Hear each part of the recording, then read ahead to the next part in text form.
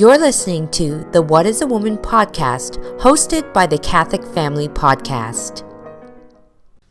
Hello, everyone, and welcome back to the What is a Woman podcast. My name is Holly, and as always, I'm joined here by my mother, Mandy, and we're happy to be back here on the Catholic Family podcast for another episode. We will begin this week's episode by saying, Jesus, meek and humble of heart, make our hearts like unto thine. So, everyone, welcome. If you're new, welcome. Welcome. As always, excited to be here and dive back into our book, Mission and Duties of Young Women. So if you're new here, I always like to, kind of just in case you're catching this for the first time, we are reading Mission and Duties for Young Women, and we do a little discussion on the chapter or the parts that we read, and then we also talk about some various things that may be of interest. Catholic women. May not be of interest. So we don't know. But I do want to correct. I'm not going to call it a correction, but I was listening back in my head not in my head. I actually, for real, listened to it. Okay. Our podcast last week. And I thought to myself, I don't know if I was very clear about something, or maybe I didn't state it and it kind of just glossed over, but it was about Halloween. Oh. Right? And how about, taking your kids trick-or-treating. Mm-hmm. And I thought, you know what? You missed a very important point. Who did? I did. Oh, okay. Not you. Okay. I did. Because I talked about how I took my kids trick-or-treating, right? Yeah. Because I didn't want them to miss out on that fun. But I thought you didn't point out exactly what happened to you later in life, right? Okay. All my children had a love for the secular. Right. Is there a connection? Right? Is there a connection between allowing secular things versus, if we'd had axed Halloween altogether? Well, I wish I did. Yes, right, exactly, right? So what I'm saying I wish is that we didn't participate in anything secular. I feel like, I wasn't very clear about that. Like, Sure you can do it. It's not a big deal, whatever. But, we do pay the consequences. Well, we have to remember that there may be consequences. There may be consequences for later that. down the road. Right. So, and I thought, I don't think I stated that very, very clearly. Right. That we were always, our whole life, it was the world and religion. It was both. Yeah. So, and Halloween was kind of a very clear moment of that. Well, and while we're on that topic, I'm paying the price for a lot of mistakes and things like that. Everyone again knows my story. And if you don't, you're new here. I was away from the church for 5 years. A very pivotal moment when my daughter was young. So we started off on the wrong foot. Right. Doing a lot of secular things, and it's very hard to stop them now. Right. First and foremost, I'm in a, what's the word? Why am I drawing a blank on that? Mixed marriage. Yeah. Sorry. And, so you're always playing the balance. Right. Not the balance. I don't know if that's the right word, but you're always... Well, you live with a husband who very much lives in the world. Right. So you're always fighting that. And you're always fighting the world. You just spend your life fighting the world. Right. So I wish I could, what I'm saying is I wish it was easier to axe it all. Yeah. And just focus on the spiritual. And I'm saying you should be. Yeah. You should be able to do that. But, I started little traditions and things like, I will admit, we started the whole, I don't even want to say it, Elf on the Shelf. I knew you were going to go with Elf on the Shelf. Because, for me, it was more of a creative thing. Right. It was more of putting him in the, I'll just say 1 year, I saran wrapped over the sink and I filled the water and I put blue food coloring in it, and then I dropped a fishing line, and then I put flour all around it so it looked like he was ice fishing. Like, very elaborate scenes. And for me, it was more about doing these elaborate scenes. Well, it was fun. It was fun, right? But I wish I never started it. But, I will say last year... You canned it. I canned it. And I told the kids, I said, no, this is not... I said, this is Advent. Yeah. it was very hard to do that. Right. Because you're taking something that was fun for the children and you're smashing it to smithereens. I know, but you know what you have to do? I replaced it with something else. You have to replace it. Right, and I replaced it with the Jessie tree. So, it's as long as I feel like you can destroy these secular things and remove them from your life, but give them something else. Right. To replace it with. Last week for Halloween and All Saints and All Souls Day, we had a very full calendar. You didn't need to go trick-or-treating. No. They wouldn't have missed it. I mean, maybe they would miss it because they still want they would it. Miss the candy. Go to Walmart and buy a bag of candy. If you were starting out fresh with your children. Yeah. You fill up the time and the joys. Like, they love that candlelit rosary. Oh, they love it. Yeah. Love it. They love holding up their candles. They love singing. There's so much more. And even Elf on the Shelf. Like, there's just so much more that we could replace that with. Yeah. Right. So that all they see is the joy and the love. And they don't feel like they're missing. Right. Like, their religion is just one of non-fun. Yeah. Because, I mean, if you don't put the joy into it. And you know what? Let's be real. There are lots of things you can do in Advent with children. Yeah. Lots of activities. Lots of... Yeah. Yeah, it's a great time because you're preparing. Crafting and stuff like that. You're preparing for God. So, the birth of Christ. Yeah. So anyways, yeah. So anyway, that was just one thing I wanted to point out. I thought I didn't make that clear. Like here I am going, okay, we did this. But, when the push came to shove, in older life, I'm saying you completely fell away. Your brother and sisters did not, but what we did though is what that did for us was the secular became the most important. Right. And even I was thinking about it, with Christmas coming up, and I used to I used to have this rule that December 1st or the first snow, whichever comes first, that's when I put up my Christmas tree. Yeah. Right? And this year I'm not doing that. Oh, yeah. I refuse to. I'm not, because then you're like, the Christmas became so secular. Yes. It was all about the decorations and the music and the this and the that. And you're supposed to be preparing for Jesus, the birth of our Savior. It's Advent. It's not a time for Christmas music. It's not, we should be. And so I've decided myself for this year, if I have to walk through the house singing on Jordan's Bank, that's what I got to do, Right. to give, because the kids they do really love the Christmas music. And I already told them, I'm trying to fix things, I'm trying to correct things, but I told the children, I said, don't look at it as you're missing the Christmas music. You'll get it. Yeah. It'll just be after December 25th. Right. So we just have to kind of shift the way we do things. And who cares if the whole world is celebrating Christmas? You don't need the whole world. Yeah. Who cares? I used to get so I'm not going to feel it after. I feel it in November and December when everybody else is getting ready. You get the feel goods. You get the feel goods. But you know what? You just got to flip it. And you got to make sure that you get the feel goods, when the Catholic Church says. Yeah. Well, I decided, and I've been meditating on this for a very long time. Since we brought up Christmas, it wasn't actually in the game plan, but we brought it up anyway. I have decided, come Advent, I am unplugging. Mm-hmm. That's completely, a good idea. Yeah. Completely unplugging. Then it won't bother you because you won't see it. I am not. I'm not trying to sell cats on Kijiji. Seems to be my life. So hopefully I got to get 3 kittens. I got to get rid of anybody in Ontario. Want a kitten. But anyway, I'm not even checking emails.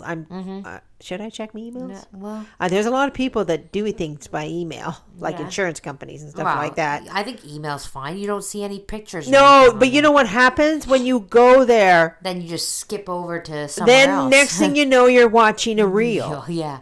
I will say, I did see a funny reel yesterday. I got to share this one. And I thought, it would be so good to turn it into a Catholic reel.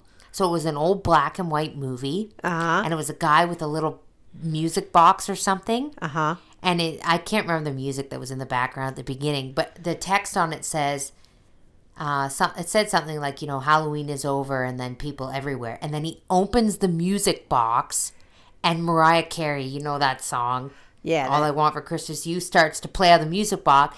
And it's from a movie, obviously, a black and white movie. And the guy slaps the music box out of his hand. And then Mariah Carey immediately stops. And it's like, no, we're not having that yet. And I just was thinking in my head, like, how funny is that? The Catholics, like, the whole world is going, here's Mariah Carey, it's time. You know that. And you can slap. And you can slap that right out and say, no, I'm Catholic. O come, Emmanuel. Get out of here. We should do that for our Catholic homestead. Well, I can't take the audio. It's somewhat. I thought I was going to try to make it into my own reel, but I can't take the audio. Anyways, it was. Oh, and who cares? And I don't. And we who cares? know. We know. And I just thought it was. But that is such a great reminder, because the minute I saw that, I thought, yeah, the whole world is saying right now. The whole world is saying, it's time. Yeah. Christmas is here, and as Catholics, we have to say no. And also, too, Christmas let's point is out not here. One of the reasons that I'm unplugging is because, I mean, I'm a little bit older. I may have mentioned that a few times. What? But I can't get those feelings back. No. That I remember having. Yeah. Like, I just cannot. And we're surrounded by family. We're surrounded by church. We're surrounded by everything. But it just seems like, to use a secular term that everybody uses, the magic is gone. Yeah. And, and it used to be like, and I feel like it's because we've OD'd on too much. Mm-hmm. Like, being a minimalist is a huge thing right now. It's because people have OD'd on China. Yeah. I can't take the stuff anymore. Is it possible that the glitz and the glam of Christmas is just too much? like Jesus was born in a stable. Yeah. And I thought in my head, what do we need to go back to? Shall I decorate my tree with popcorn and cranberries? Will that make me feel better? Yeah. Shall I, do all this stuff? And then I thought, I think what I need to do is I need to shut off the world. Right. I need to shut off the world. I need to not know what's going on in the news. I need to not that the news is a big problem. I need to not check the weather or my bank account. I need to not do these things. Yeah. I need to pretend it's, 1865 and I'm Little House on the Prairie. Right. And I'm going to do that by shutting it off. So, and I'm going to say, obviously you guys know I don't watch a lot of stuff, really. I mean, I see reels. I watch Michael Knowles, Ben Shapiro sometimes, or Matt Welsh, Catholic Family Podcast. I do these things, but I feel like I'm going to give it a shot anyway. I've decided I'm going to unplug. Mm-hmm. Just unplug. And I guess, you know what? People who email me, that's just, although I do have to email for the church flowers. Well, but maybe set a timer and say, today I'm checking my emails for 10 minutes. And when the timer goes off, get off the emails. I know. I didn't want it. Okay, well, we'll work it out anyway. Well, yeah, we don't. We'll work it out. It's not the What is a Woman podcast listeners' problem to work out. But anyway, that's what I'm going to do to see if that makes a difference. That's a good idea. I think it will. I think it will too. Because you know what? Honestly, when you go on and you see, especially for me, because my feed is so tailored to DIY and crafting and decor, because that's the niche that I'm in, even for my job. It makes you want more, and more when you see these people crafting their Christmas things and their recipes, and it just makes you want. That's all it does. It makes you feel like what you're doing is not enough. There's something out there that's better, and there's more that's better, and you're not doing enough. Right. I do think it does something to your head. I do think it does. 100% it does. Even for myself, who's very minimalist on it. Like I said, if I think if I want to watch something, I'll watch something on TV, like a good old movie. Yeah. Good old-fashioned, like the bells of St. Mary's. Oh, like we need to unclog the head. That's what I think. Yeah. Anyway, that's what I'm doing. Right. Good. So, shall we get into our book? Are we going into the book, or is there anything else you needed? Or did you want to discuss anything else? I don't think so. Okay, well then let's just dive right in, because this is good. The will. This is my favorite subject. And you said that 2 chapters ago. Oh. You only get one. No, this the will. My personal thing is the road to sanctity revolves 100% around the will. Right. Controlling it and aligning yourself to God's holy will. Well, because when you do that, what God really wants from us is to do His holy will, but do it with our will. Yes. If that makes sense. No, that's exactly right? What makes sense, because that's what it said at the beginning of the book. Yeah. Like, you just don't throw your will out. No. Right? You have to train it. You have to form it. You have to acknowledge it. Right? You don't just, become... I mean, I think we said it last podcast. That's where all the confusion comes from. Mm-hmm. Especially for women. For me to go back in time and, be a good wife or a good woman, that means I become a doormat with no will. Right? Yeah. That's not, nor has it ever been what the Catholic Church teaches. Right. So why don't we just start right in? Okay. Dig right in there. So, quote, moralists have always considered the will a blind faculty, which having no light of its own, merely follows that which is presented to it. End quote. All right. So it says moralists, which are not Catholics, a blind faculty. What they're saying is that the will operates without reason or intellect. Mm-hmm. And the church is saying that's not, well, this book is saying, and the church, that's not true. Right. The will is not blind. It operates with reason and intellect. And I was thinking of what was making me think about this was the old Jiminy Cricket song, "Let your conscience be your guide." Yeah. Like and those things are all...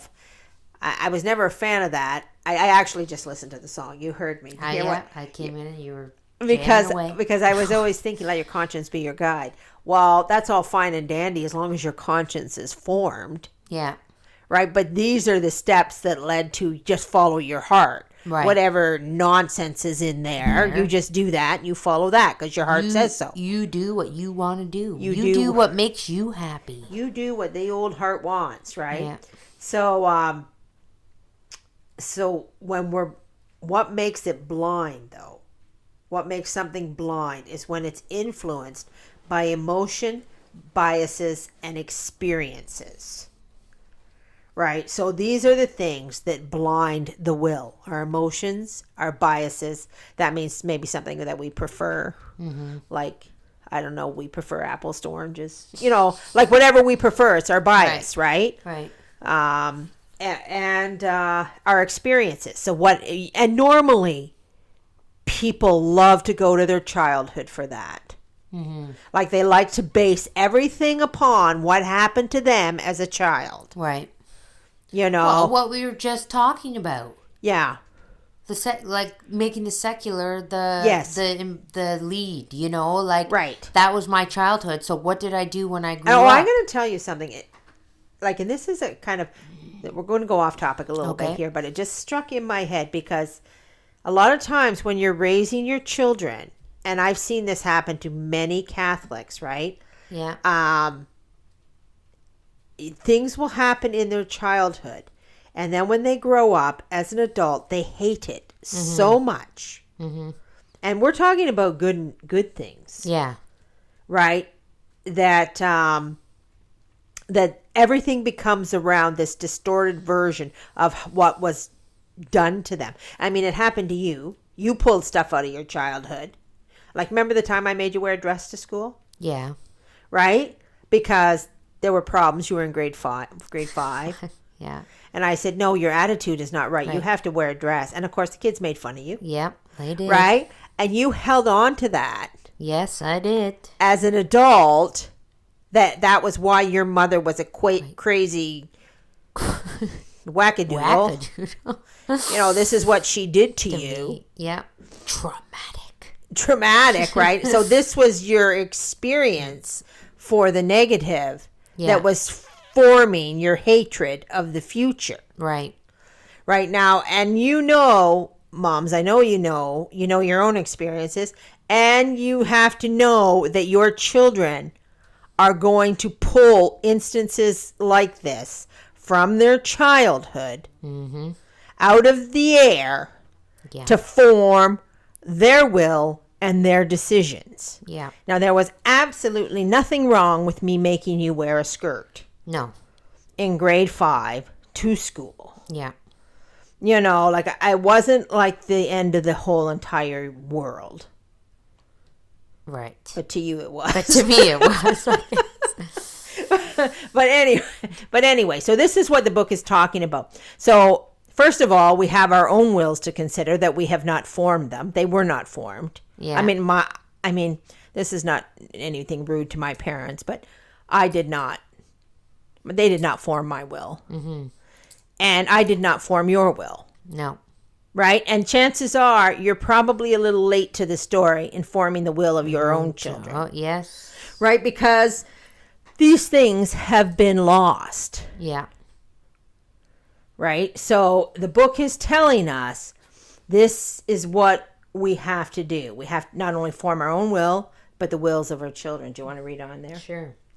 Quote, "This light is the spring of all our actions. It is what is termed by our Lord the eye of our body, when he says that if our eye is simple, our whole body shall be lightsome. But on the contrary, if our eye is evil, our body shall be in darkness." End quote. Okay, so I was reading this, and I think it goes on a little bit more about the light and the darkness. Mm-hmm. And all I could think about when I was reading it was the last gospel.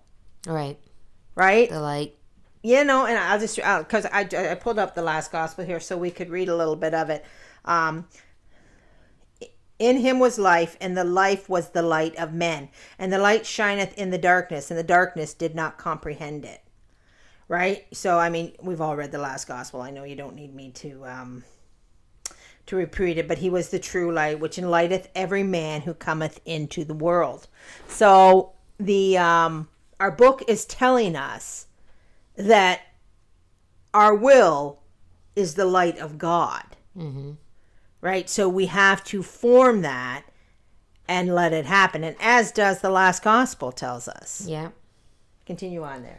Quote, "The meaning is that if our understanding, which is the eye of the will, is enlightened, the will and all the actions which proceed from it will be luminous. But if our mind is warped by prejudice or blinded by passion, the will be enveloped in darkness. For if the understanding, which is the light of the will, becomes darkness, what will become of the will itself, which by its own nature is darkness?" End quote. Yeah, okay. So here, which we know because we know we have a fallen human nature, that our will is actually, by nature, is dark. Right. Right? It doesn't have, like it said at the beginning, a blind faculty. Uh-huh. Because if it does, it's dark. Yeah. Right? Like if you're just going to go off your will, you're in darkness. Right. If you're not going to allow the light of God to direct your will. Oh, well, that's because of original sin. Right. Right. So. Right. So, and again, it's the intellect and the knowledge. So, but what happens with baptism then? Doesn't that get rid of the darkness? Oh, well, yeah, to a certain extent, right?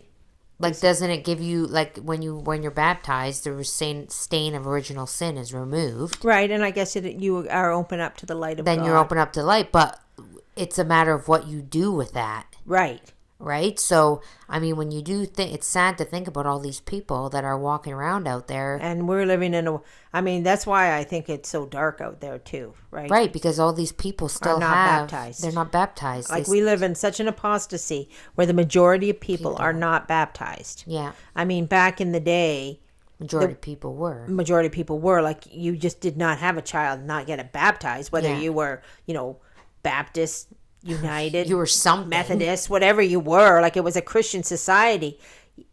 It was an understanding that you must be baptized in Christ. Yeah.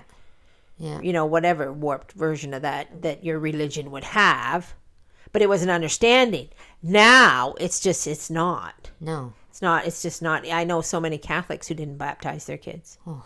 Like Catholics that I went to school with, and Yeah. they were their parents were Catholic, and you just see that it's all gone. It's all messed up. Yeah. Right? Yeah, I see them.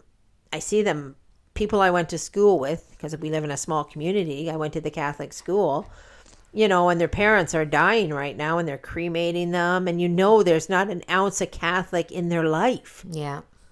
Right? Their grandchildren are probably not baptized. Probably. Yeah. This is an apostasy. Yeah. So when you want to talk about Vatican II and what did it do? This is what it did. This is what it did. It taught Catholics that these things are not important. Right.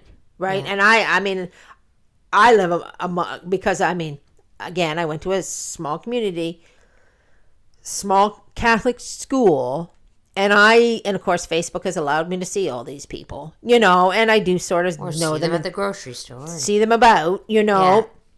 and they are so removed from their birthright. It's not even funny.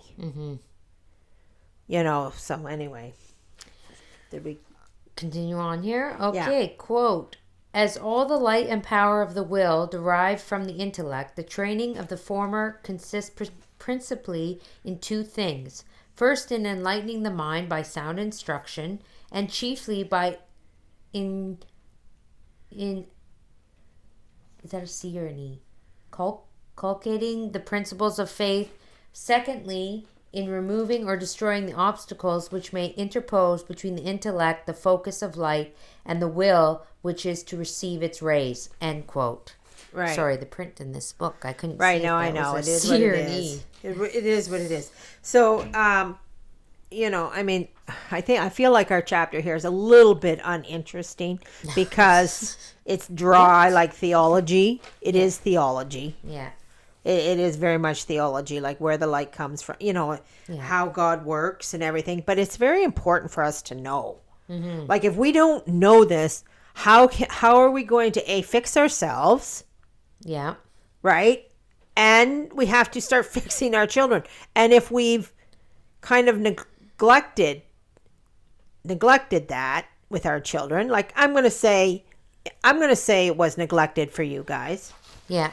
Like all this theology, this, this forming of the will. But it was so new. Like Vatican II wiped everything out. And then we came and sure, I was teaching you to love God. And I was teaching you, that you had to go. There's a lot of good things I did teach you. And that is why you came back. Like you decided, no, the world's not where it's at. Right. But still, I feel like it could have been so much better had I known more. Right. And not been myself so wrapped up in the world. Right. But, like these things don't happen overnight. No, and I think it's important not to be discouraged about that, oh, I could have done this, or oh, I could have done that, or, if I would have lived, for myself, it's easy to sit there and say, well, I've done more spiritual growth in the last 2 years than I have my entire life. Yeah. And say, oh, I wish I would have started off right. Yeah. And then maybe I wouldn't be in this mess. But you can't say that. No, you can't say that. You cannot say that. And you can't live in the past. And you have to live in the present. And I believe, I could be wrong about this, but from just what I've heard and read in my life, that it's, I don't know why I use the word commanded, but God tells us we have to live in the present. Oh, absolutely. We cannot live in the past. We cannot live in the future. And the only thing that you can do is in the present. Right. So you can change. You can do things differently. Uh-huh. And you can say, no, today I'm going to wake up and I'm going to start afresh. And I'm going to say, no more. Right. And I'm going to reform my will. Because really, that's the key to everything is the will. I have to reform my will. There's that not all who say, Lord, Lord, shall enter the kingdom of heaven, but those who do the will of the Father. Right? Right. So, I mean, it's very, very important. Like, and I feel, I mean, for myself, when I reflect, a lot of energy was spent on, saying Lord, Lord. And I mean, that's, of course, never wasted energy. Right. Like you have to go to church, you have to say your prayers, you have to do this, but very little energy was spent on doing the will of the Father. Right? In respect of sacrificing and offering up and forming and controlling the will so that it always makes the right decision. Well, you know what's funny is, and not a podcast goes by where I don't feel like we don't bring this up, but the saints of the end times will outshine those of the latter times, and I often think that, I put a lot of thought into that ever since I heard it. I always think about that constantly. And I think, and the more I think on it, I think, we are tempted by so much. Oh, so much. And I don't want to say that, we're more tempted than, but those are the past. But there's just, the world is so sick and twisted, but it is being presented as a great, wonderful place. Yes. And it's very hard, I think, to say no to things. Right. Because we have so much at our fingertips. We have so much, and this is where I'm going with this. We have so much comforts. Oh, yeah. And luxuries that aren't even that hard to be attained. Right. Like, you don't even have to be a millionaire. No. Like, the comfort and the luxuries that are given to us and are at our fingertips are insane. Right. Insane. I do have a $60 pillow. Yeah. Like, look at my mom, Cleopatra, sleeping on a Queen of Sheba. Like, who is this woman? No. Anyway, I'm just kidding. But anyways, but what I'm saying is that, so our ability to suffer and offer anything up is next to nil because we have so much comfort, I think, personally. And I'm talking about myself here. The littlest stub my toe and, my mom's got a hangnail. If I have to hear about this hangnail. No, she's not even. It's just, she can't, when she soaks it in salt water, it hurts. Well, no, what it hurts without. What's funny about my mom had a saying about I used to have a saying, these Catholics. Just like so weak. I'd get a hangnail and they cry for days. and here I am. I got my hangnail. And what did I say to you? I said, well, there's some providence for you. It hurts. It hurts. No, I'm just teasing. We're trying to keep it light. But I'm just saying, so when we think about that and we're going throughout our day, I always try, when I'm going throughout my day now, I'm trying to look for ways that I can, in any way, shape, or form, be like, okay, let's see, what can I give up here? What can I, because I just don't feel like there's any sacrifice going on because everything is so easy. Right.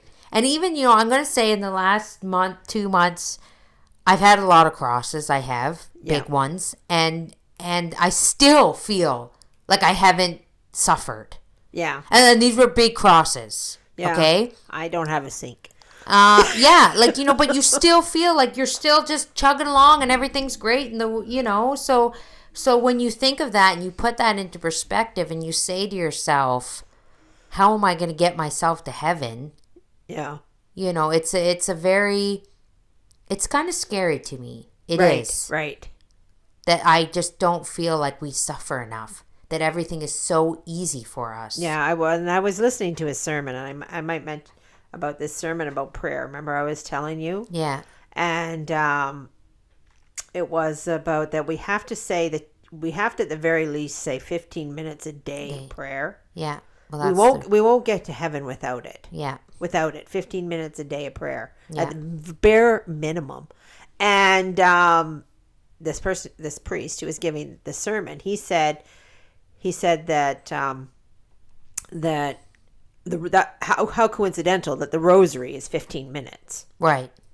right? So that's a rosary a day. It's a rosary a day. Like the church says, do a rosary a day and you'll, at the bare minimum, do a rosary a day. Right? And it's very hard to squeeze that rosary in. Mm-hmm. You know, I mean, I squeeze it in, but but I leave it sometimes too late. You know, the other day, I don't want to say this, but I was But you're going to say it anyways. Okay. I was trying to say the rosary and I was so tired and I thought, oh, I know what I'm going to do. I'm going to put on an audio and I'll say the rosary with the audio. Oh, my word, Mom. What are you doing? Right. Well, I was just trying to, and you fell asleep, didn't you? I did. And it was on YouTube, right? So then when I woke up, something else was playing. And here I am kneeling and I fell asleep. I'm like, how long have I been asleep for? Well, may I ask, was it 9 o'clock in the morning? No. But anyway, it was worth a try. I just won't do that again. No. It just puts me to sleep. Well, maybe the person had a very soothing voice. They did. Very good friend of mine. Oh, okay.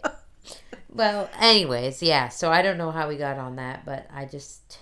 Because we're talking about the will and the need to conform it. Right. And the need to strengthen it. Right.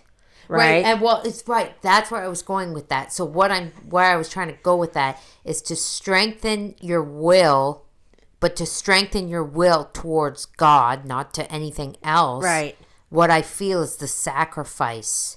We just don't, and I'm talking about myself here, most importantly, there's just not enough sacrifice being done. The ability to give anything up. Yeah. Is nil. Right, I know. You know? So, anyway. So, moving on here to our next little bit.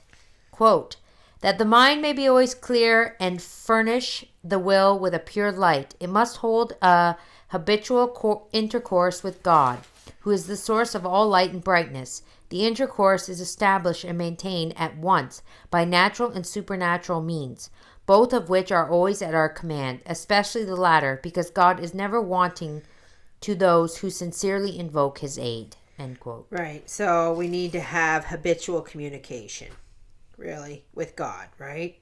To get the light and the brightness in. I mean, and we just kind of talked about that with prayer. That's how you have habitual communication with God. Right.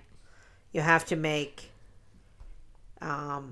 your day a day of prayer. Prayer. Yeah. I will say, I was, this is just a little trick. And I say these things in all honesty. I really do say these things just to hopefully pass on a good work or help somebody else. And when I think of something like this, I like to pass it on because I would like everybody to do it. That's all. This is all. Okay. I was driving home. I was driving here this morning and I got stuck in, I don't know if they have these in the U.S., but the construction workers with the stop signs. I think so. And you got to wait till he turns the sign around to say slow, and then you go. Right. Well, I was stopped there, and I was like, wow, this is taking forever.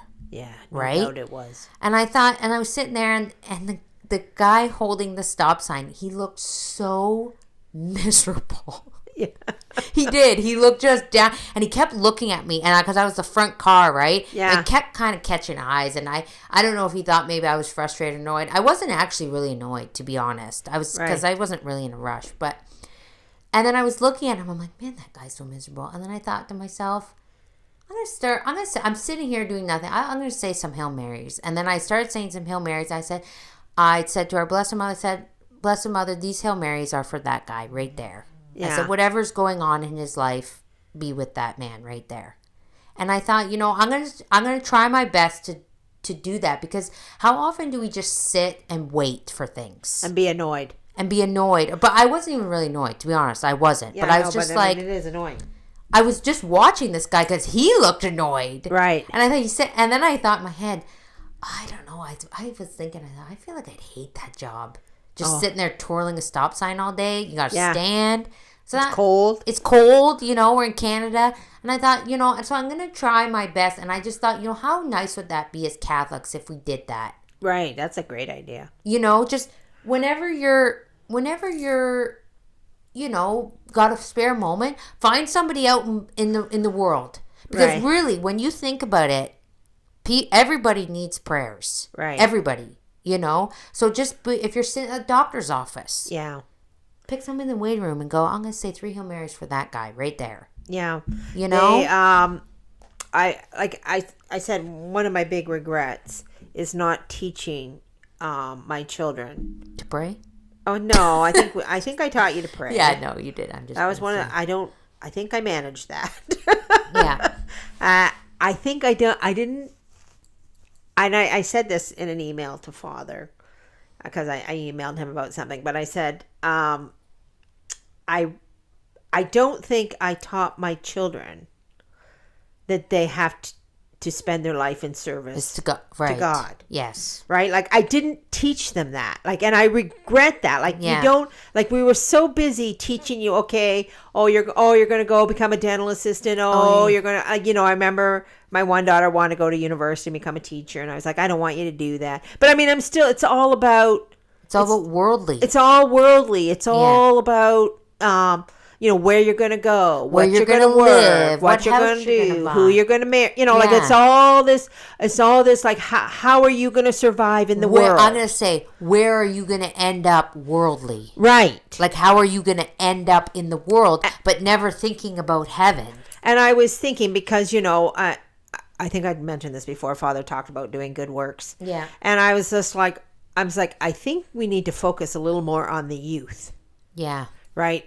Go to the youth, like the young adults, children too. Well, I mean, I would caution though to start with your own youth. Yeah, not other people's youth. Not other people's youth. Yeah, this is all about you. Because that made it sound like go to the youth. We're not telling anybody to go to other people's youth. Start with your own youth. This is what I said to him. I said, the Mormons, they have their 18 years out on mission doing all this stuff. And they're going off to countries doing missionary work. Like the Protestants are like huge on this. Yeah. Huge on, taking, I don't know if they are anymore because this is a little old school. Right. I don't really see a lot of missions going on, but it used to be the things of Protestants. They would go out and do books for Bibles or whatever. Books for Bibles. And, I don't know what they call all this stuff. So these kids were taught, you're a Christian, you have to be the light of the world. You have to go out and you have to spread the message of Christ and you have to do all this stuff, right? Yeah.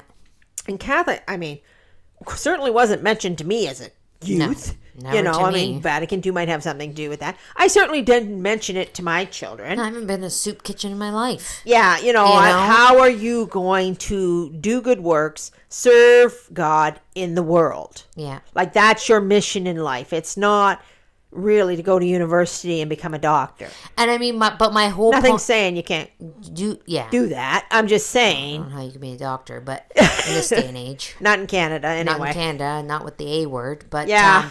But my whole point of that is, we obviously, we all can't skip off to Haiti and hand out Bibles and do this. But what you can do is you can say prayers for people. Right. You can that's pray, it. Because I and said sacrifice. In my head, Catholics have actually never done that. Yeah. Like, maybe they have somewhere. But aside from being a Jesuit or, being a nun, starting a school or doing stuff, like Catholics have never... Right, but that vocation's not for everybody. Right. Like, not everybody can pack up and... But I feel like, because I've been doing some thinking about this, the missionary work that Catholics are supposed to be doing is on their knees. Yeah. With sacrifices. Yeah. And prayers. Yeah. And they should be, this is your mission to save people. Right. So like as you said, when you're at a stop sign, I need to say 3 Hail Marys for that guy. Yeah. I'm in the doctor's office.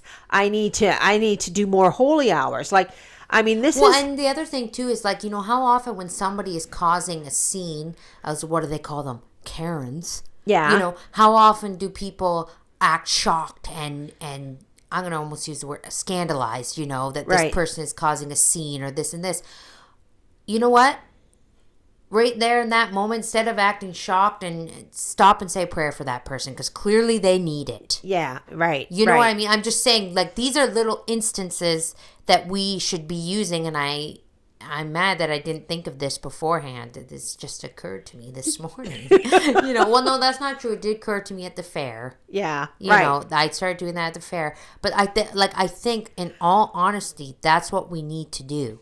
Like, that's our mission. That's our mission. That's how you can make a difference. Because let's be real. We are mothers. We have children. Yeah. We have responsibilities. We can't go skipping off to soup kitchens and feeding homeless under bridges. We can't. And it's a little unsafe. And it's a little, unsafe. Like, I don't even want to go downtown. No. I don't want to know the truth of the matter. No, I know. So then you have to stop and you have to ask yourself, what can I do? And we all have the power to do to that. Get down on our knees and pray. honestly, aside from the religious, it is the lay people have maybe I'm wrong. Maybe people can point out where lay people have done this missionary spirit in the Catholic Church.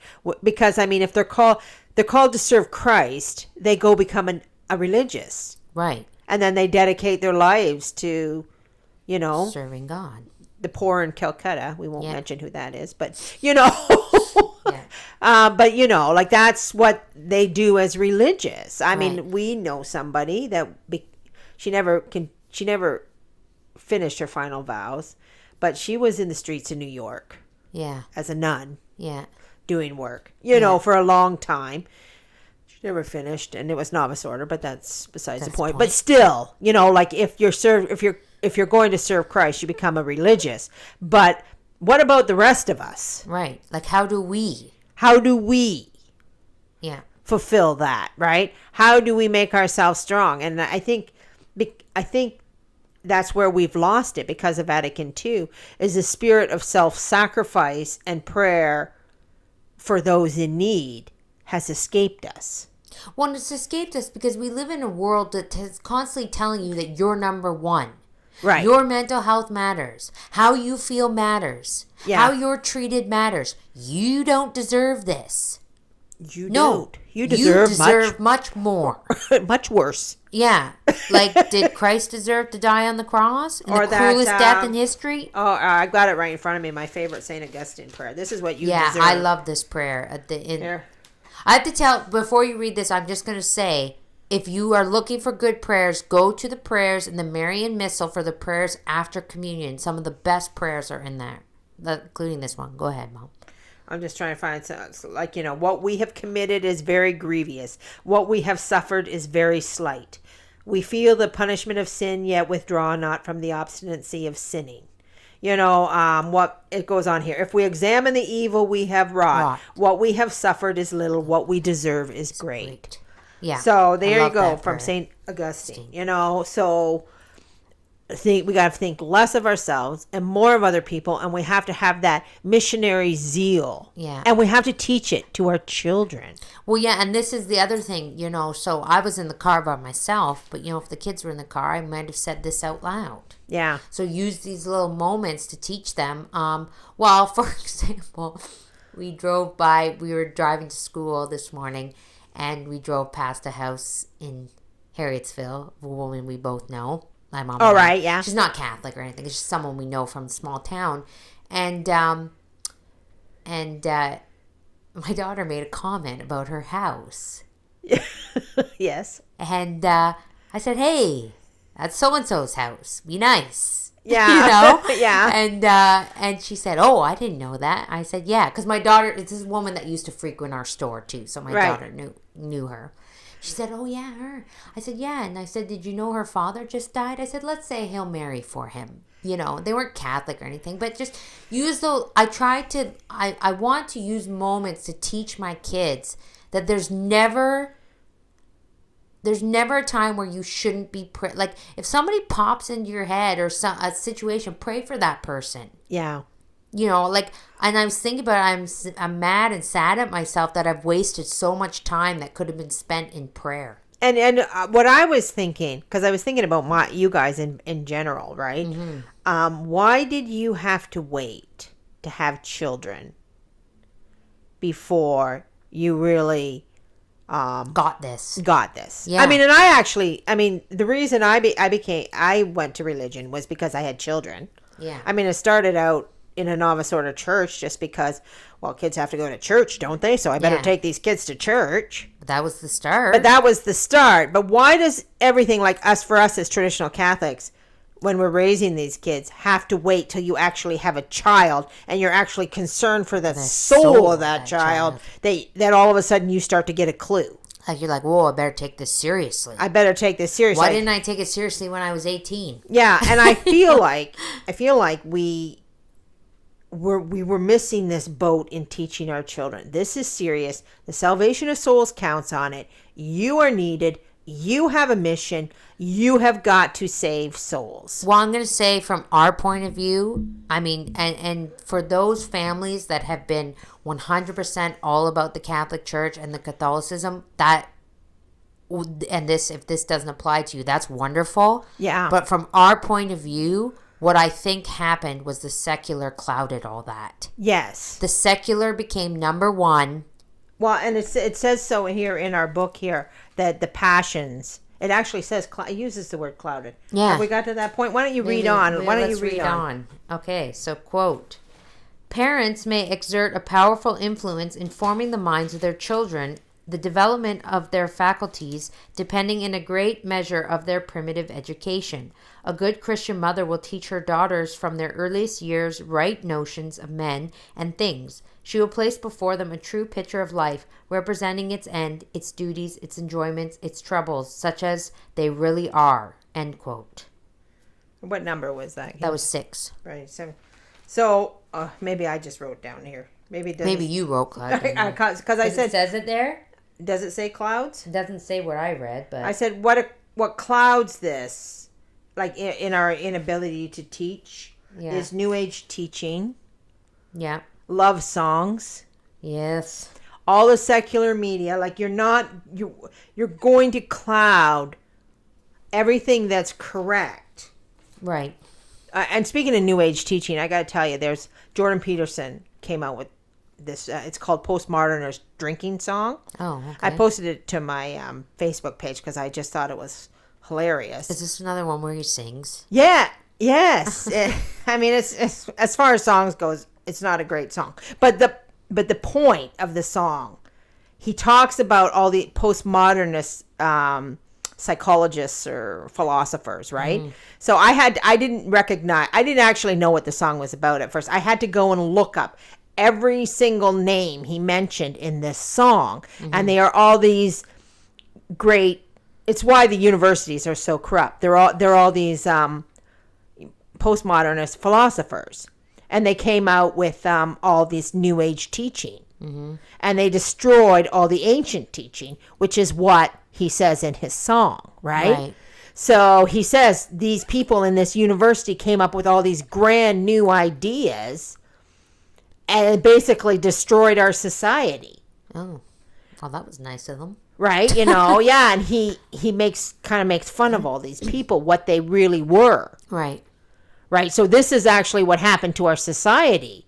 We had all these grand new age thinkers thinking up new things. It's a line in the song where he says the wisdom of ancient times or something. Right. Right. That they did away with. So, I mean, all this stuff we have clouding our perception because everything is twisted. Yeah. And mostly to the passions. Like, because if we haven't sorted them out. Well, you have to have your passions in check. You have to have them in check. And because, I mean, I think you said sin makes you stupid, right? Yeah. Right? So what happens is the passions cloud the light. Yeah. Becomes like a cloudy day up there in the will and the thing, right? Because you're making your decisions based on what you want, not on what is right. Yeah. All right. So, quote, she will accustom them to judge correctly on what passes under their eyes, to detect consequences in the causes which keep them as yet concealed, to foresee the future, to go back to first principles. She will call frequently to their consideration the truths of faith and make them draw from them the practical consequences which may be of most importance for them during life. Such is the duty, such is the ambition of a wise and truly Christian mother. By these means she will inform the mind of her daughter, give to the eye of her soul the simplicity mentioned in the gospel, and thus endue her with the energy and resolution. Right. So, I mean, this is talking about, as a woman, the training of the daughters, right?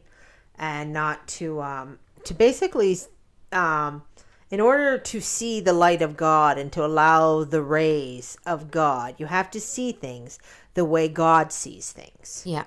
Right? So, I mean, first of all, the mother has to know that. She has to know, how does God actually see this situation? Right? I mean, because if she herself doesn't see it the way God sees it, then how can she direct the children to see it the way God sees it? Yeah. Right? So, I mean, as always, first and foremost, she has to work on herself. Right. But, I mean, for the younger children, to put first things first and all things in rightly order, right? To allow the will and the light to overcome the darkness. Mm-hmm. So. All right. Quote, the light of the understanding, however, will be of little use if the illusions of the imagination or the passions of the heart, like a dense cloud, obstructs its rays and prevent them from reaching the will. It is consequently of great importance for the happiness of females that they should check from the beginning the growth of those unfounded prejudices and numerous little passions which arise in the soul at every instant and weaken the will by obscuring the intellect. End quote. So there's that cloud. There's the clouds. You knew you read it. The dense I cloud. did read it. I knew it. So right? So, I mean, yeah, go ahead. No, you go ahead. Well, I was just going to say that's the same thing. That's kind of what we just said. We kind of already... Yeah. I like to break it up so that, we can digest every little section. Yeah. Because there is so much to digest. Oh, and yeah. it is rather, I mean, it's even foreign to me a little bit. Yeah, this is, obviously, I didn't do this when you guys were little. Yes, I taught you to pray. Yes, I taught you the importance of going to church. Yeah. Yes, I did those things. And I did them well. But because you came back. Right, but there were other things that were also at play. Yes. Like there were other things that were also being allowed. I'm not saying you, but like being allowed, if just in honesty, being allowed to take our time away from God. And we were being, quote unquote, taught. Yes. That these things were just as important. Just as important. Right? Right. So, I mean, and of course, by the time you're 18, 19, and I may have mentioned this before, as long as the child is at home under your control, you have one child. Yeah. What that child does when they're no longer under your control, that's a different child. Right. So you are not really going to see if they've managed to be steadfast or they've managed to do anything until they are not under your control anymore. Right.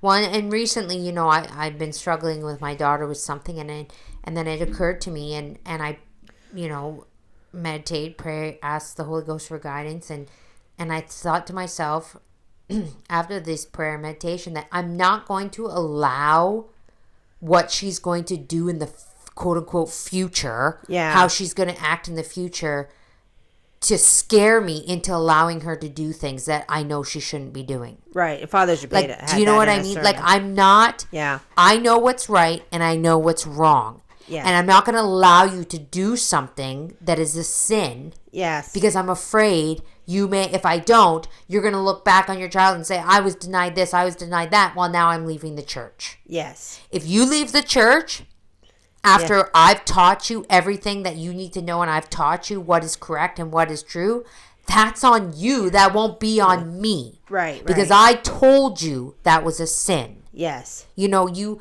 cannot be afraid to parent your children. Right. And be too, quote unquote, hard on them and deny them worldly things and say, well, I allowed them to do this because I was afraid they were going to leave the church. Or I was afraid they were going to grow up and say, oh, being a Catholic's no fun. Yeah. But that's not to say you don't put the fun in. You just have to look for other ways to give them fun that is good and holy. Right. What they do with that, when they're an adult, that's on that is kind of on them. Did we ever talk? Because I called that holding your parents emotional hostage. Yeah.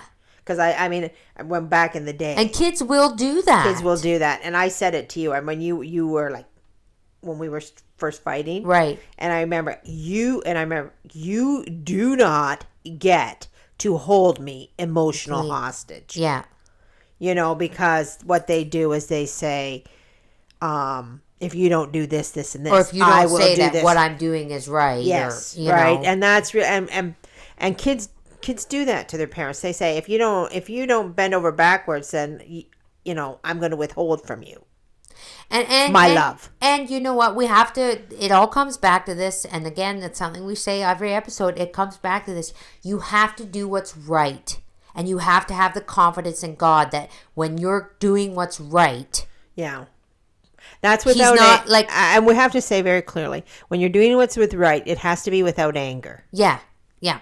You can't be doing what's right, and be, with a ball of fire coming behind at your kids, because that doesn't help anybody. That doesn't work. It doesn't work. But what I'm saying is that, you have to have the confidence in God that He is in control, and you have to do what is commanded of you, first of all. Yeah.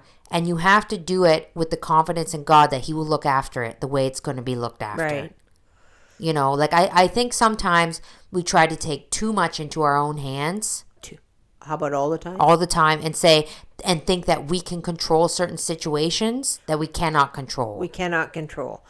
All we can control is ourself, and always making sure that ourself does what's right. I mean, because we have to remember that the only thing we can control is ourselves. Right. And at the end of the day, when you're standing at your judgment day, yeah, you cannot look at God and go, well, I let her do that because, I was afraid she was going to leave the church. Or she wouldn't love me. Or she wouldn't love me. It's not going to be acceptable. I don't think. Or she'd withhold a grandchild. You have to teach your children the Catholic Church. You have to teach them their catechism. You have to teach them what right from wrong. And you don't get to fall back on and I'm saying this because that's what I was doing. Well, right. I'll let them do this. I'll let them, and I'm not anything serious. I'm just everything's serious if it offends God. But I would let them watch a show, and then I would feel really bad. I'd be like, oh, that show was not very good. Yeah.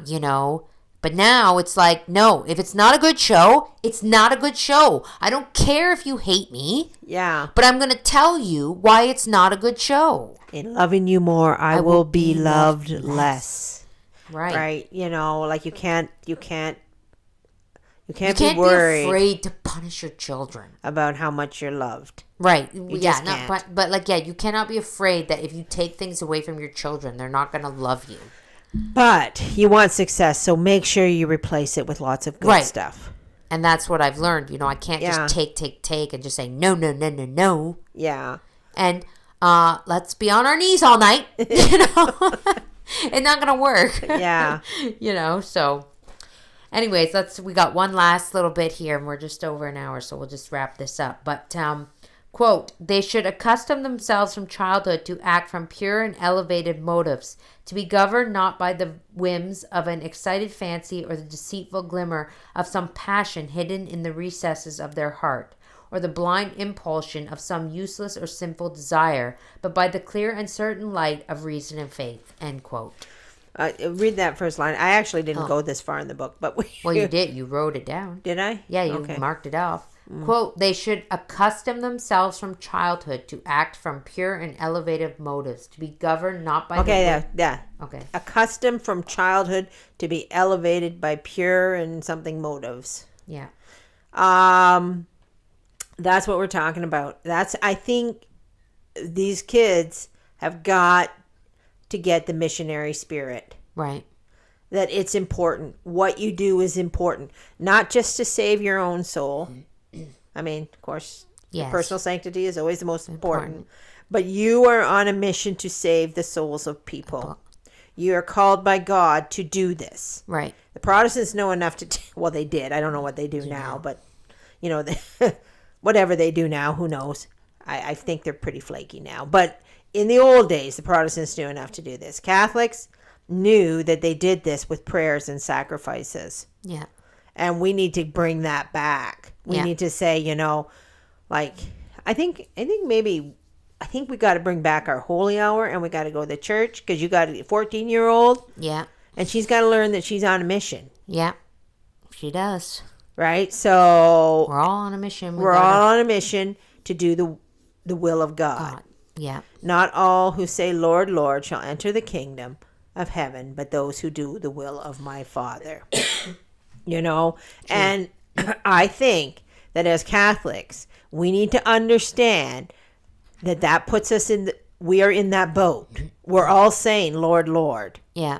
But are we doing the will of the Father? Mm-hmm. So. True. All right, so I guess we'll leave it there. We'll wrap this up and leave you with those thoughts. So, I guess that's all for today. And we hope that you have a very blessed week. May our Lord bless you and Our Lady guide you always. And Saint Teresa, pray for us.